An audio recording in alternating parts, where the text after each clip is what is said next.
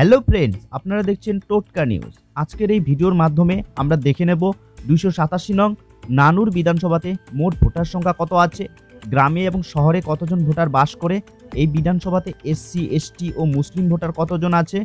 তাছাড়া আমরা দেখে নেব এই বিধানসভাতে 2021 বিধানসভা ও 2024 লোকসভা ভোটে কেমন ফলাফল হয়েছিল।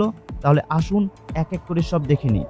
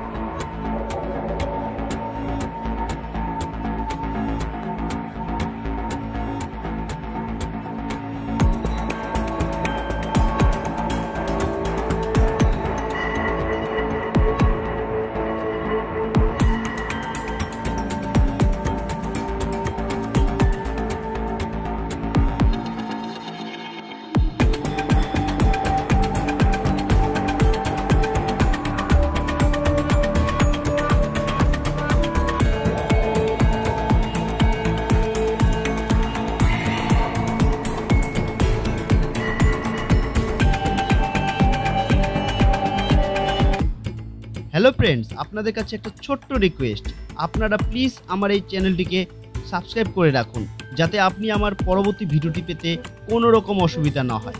আর হ্যাঁ, আপনারা অবশ্যই জানান আপনি কোন বিধানসভার অন্তর্গত এবং কোন দলকে সাপোর্ট করেন, জানান আমার কমেন্ট বক্সে।